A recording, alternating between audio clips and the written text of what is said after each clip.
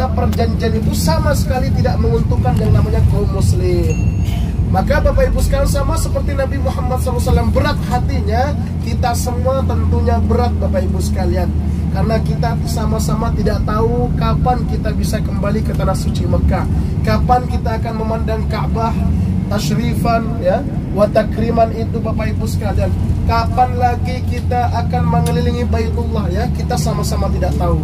Maka dari itu Bapak Ibu sekalian, doa ketika wada kita meminta kepada Allah Subhanahu wa taala, ya Allah, selamatkan perjalanan kami, lancarkan rezeki kami, sehatkan badan kami, dan kembalikan kami ke tanah suci Mekah ini. Maka semuanya jemaah mengaminkan.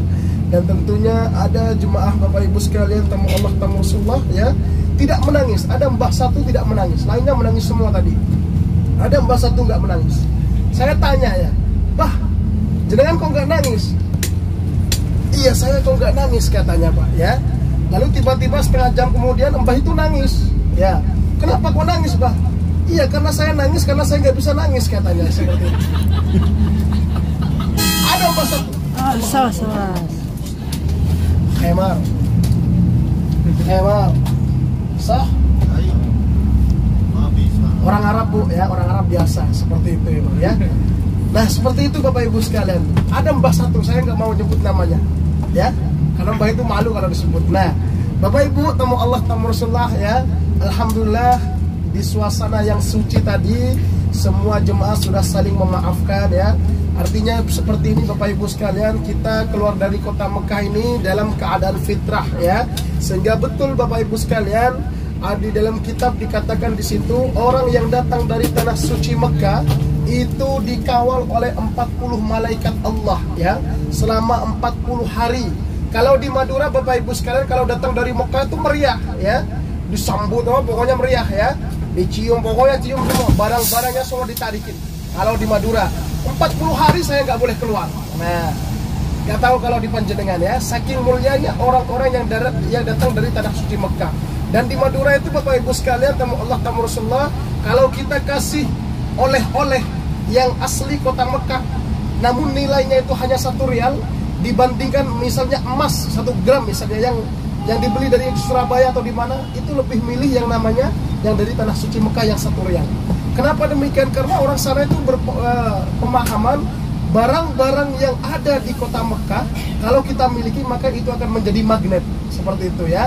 Maka orang Madura itu gak hidup kalau nggak ke Mekah, seperti itu Bapak Ibu sekalian ya. Makanya Bapak Ibu sekalian, Bapak Ibu mau kesini lagi tidak Bapak Ibu sekalian? Mau kesini lagi beneran? Pengen cepat? Pengen cepat? Kalau punya tanah jual, itu cepat ya. Badarmi mana Badarmi? Badarmi banyak sawahnya katanya ya. Saya mau Bah jadi anak jenengan asalkan kasih sawah. Nah ya Bapak Ibu, tamu Allah, tamu Rasulullah, perjalanan kita ini insya Allah ke kota Mekah itu sekitar 6 jam ya. 6 jam perjalanan, mudah-mudahan kita maghrib, paling maksimal kita isya nyampe Madinah ya, sehingga kita dapat melaksanakan ibadah atau kegiatan tidak terlalu malam ya. Maka dari itu Bapak Ibu sekalian, di dalam perjalanan ini panjenengan cukup melihat ya, cukup melihat dan merasakan. Dulu ketika Rasulullah itu hijrah ke kota Madinah Bapak Ibu sekalian, Rasulullah itu tidak memakai bis seperti panjenengan ya, tidak ada AC seperti panjenengan, tidak ya. Rasulullah hijrah itu Bapak Ibu sekalian sudah dalam keadaan tekanan, yang mana Rasulullah kalau ketahuan oleh orang-orang Quraisy maka Rasulullah akan dibunuh pada saat itu. Yang kedua, kendaraan Rasulullah Bapak Ibu sekalian yaitu onta ya, yang mana perjalanan dari Mekah menuju Madinah biasanya memakai onta, biasanya ditempuh sekitar 7 hari 7 malam ya. Itu Rasulullah demi perjuangan Islam ya. Nah nanti Bapak Ibu sekalian, tamu Allah, tamu Rasulullah, panjenengan lihat dan rasakan ya, kita menemukan yang namanya gunung-gunung batu seperti itu ya, padang pasir yang lebar Bapak Ibu sekalian, sehingga Rasulullah mungkin kalau dibayangkan kepanasan tetap berjalan, kehujanan, kedinginan tetap berjalan, siang hari malam hari tetap berjalan. Namun kita Bapak Ibu sekalian, umatnya sekarang hanya merasakan apa yang telah diberikan oleh Rasulullah Sallallahu Alaihi Wasallam. Maka Bapak Ibu sekalian, kalau kita tidak cinta dan rindu kepada Nabi Muhammad, maka kita termasuk orang-orang yang rugi. Maka kita disebutkan pada saat itu Bapak Ibu sekalian, orang-orang yang tergolong yang mana qalbun qasi, hatinya yang keras, ya. Naudzubillah min dzalik. Kita Bapak Ibu sekalian selaku umat Nabi Muhammad SAW, kita berkewajiban untuk melihat apa yang telah dirasakan oleh Rasulullah SAW, apa yang telah dialami Rasulullah, maka panjenengan bayangkan, sehingga apa yang terjadi, maka panjenengan akan tambah sayang, tambah cinta kepada Rasulullah SAW. Namun cinta kita dan rindu kita ini Bapak Ibu sekalian telah didahului oleh Rasulullah 1400 tahun yang lalu. Yang mana ketika Rasulullah menyebutkan kita ini Bapak Ibu sekalian, ya, orang-orang yang tidak pernah bersalaman kepada Rasulullah, kata Rasulullah, orang-orang yang tidak pernah duduk bersama Rasulullah, Rasulullah itu nangis ketika menyebut panjenengan. Namun panjenengan ketika saya menyebut Nabi Muhammad SAW, hanya 1-2 orang mungkin yang merasakan getaran, lainnya itu hanya rindu sesaat. Nah, maka dari itu Bapak Ibu sekalian, nanti di Madinah yang biasanya kita ini Bapak Ibu sekalian, ya, mengucapkan salam jauh dari Indonesia, ya, mengucapkan sholawat jauh dari Indonesia, yang biasanya kita membacakan simtu duror atau berjanji, biasanya kita bergetar hati kita ini Bapak Ibu sekalian, sebentar lagi hanya hitungan jam, ya, kita akan dekat dengan junjungan kita. Hanya jarak sekian meter. Apalagi yang bapak-bapak, ya, setiap saat kapanpun ingin berziarah pada Rasulullah dipersilahkan. Namun untuk ibu-ibu, mohon maaf, tidak boleh masuk ke makam Rasulullah SAW. Maka dari itu Bapak Ibu sekalian, siapkan batin panjenengan untuk bertemu dengan kekasih tercinta, untuk bertemu dengan junjungan kita Nabi besar Muhammad sallallahu alaihi wasallam. Kalau kita Bapak Ibu sekalian rindu terhadap suami kita, rindu terhadap istri kita, hanya melihat pakaiannya itu sudah terobati, ya. Apalagi kita kalau rindu kepada Nabi Muhammad sallallahu alaihi wasallam. Maka dari itu Ibu dan Bapak, tamu Allah, tamu Rasulullah, kami di Madinah hanya bisa mengantarkan Ibu dan Bapak sampai di Madinah saja. Masalah hati panjenengan sambung terhadap Rasulullah, itu urusan panjenengan, ya. Masalah hati panjenengan bisa mengingat Allah, mengingat Rasulullah, maka itu urusan panjenengan. Kami hanya bisa mengantarkan panjenengan ke Madinah. Mudah-mudahan Bapak Ibu sekalian, pertemuan kita dengan Rasulullah SAW ini meskipun sebentar Bapak Ibu sekalian, namun membekas daripada berkali-kali, namun tidak membekas Bapak Ibu sekalian. Nama Allah, nama Rasulullah. Nanti di Madinah kita Bapak Ibu sekalian, sampai di kota Madinah, kita kegiatannya pertama kali salam kepada Rasulullah. Kita mengatakan kepada Rasulullah, ya Rasulullah, kami semua datang karena rindu kepada panjenengan. Ya Rasulullah, kami semua datang karena cinta terhadap panjenengan. Maka dari itu ya Rasulullah, pandanglah kita semua ini, pandanglah kita semua ini ya Rasulullah, dan masukkan kami ke golongan umat-umat yang Engkau cintai.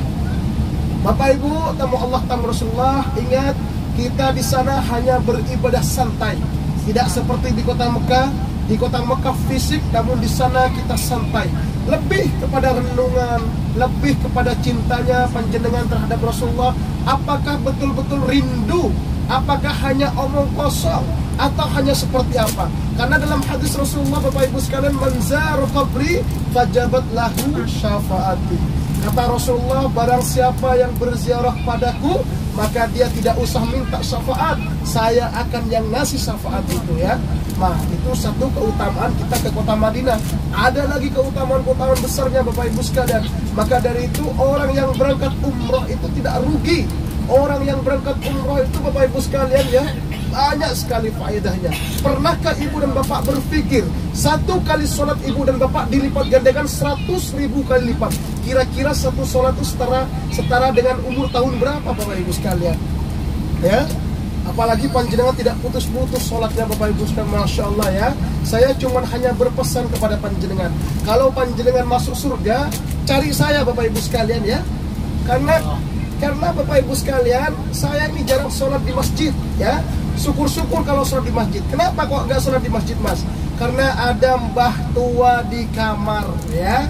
takut ada apa saya ini harus siapkan makanan yang segala macam Bapak Ibu sekalian ya. Maka dari itu saya titipkan amal ibadah saya kepada panjenengan. Kalau panjenengan masuk surga cari saya Bapak Ibu ya. Aduh Mas Rosi gak ada, cari. Ya seperti itu. Bisa narik seperti itu, bisa Bapak Ibu sekalian, tamu Allah kamu Rasulullah.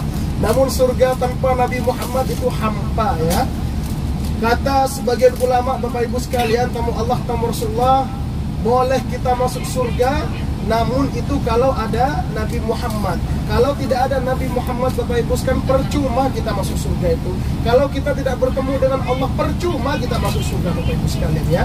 Mendingan kita Bapak Ibu sekalian masuk surga bersama Rasulullah. Karena Rasulullah ini Bapak Ibu sekalian, saking cintanya terhadap panjenengan, tidak mau masuk surga duluan sebelum panjenengan duluan. Jadi Rasulullah nanti itu akan menunggu panjenengan di pintu gerbang surga ya. Gak mau masuk dulu sebelum panjenengan masuk. Mbah Darmi masuk ya, Mbak Mariati masuk. Pokoknya yang tua-tua saya ingat semua itu. Nah ya, seandainya boleh ditandai, saya tandai Mbah gitu. Ya, semoga Ibu tamu Allah tamu Rasulullah ya. Maka dari itu perjalanan kita ini panjang sekali Bapak Ibu sekalian ya. Kita doakan jemaah yang sakit, mudah-mudahan Allah angkat penyakitnya ya, biar bisa beribadah bersama-sama. Dan kami cukupkan Bapak Ibu sekalian, selebihnya panjenengan istirahat.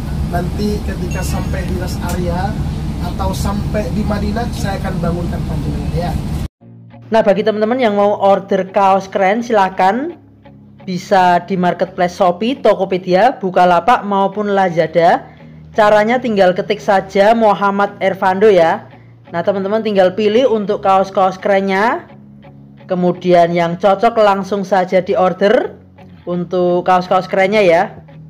Bisa di order satuan, lusinan ataupun borongan, silahkan bebas. Nah, berikut ini saya kasih rangkumannya ya. Nah, teman-teman ketik saja di Shopee, Tokopedia, Bukalapak, Lazada, ketik Muhammad Ervando.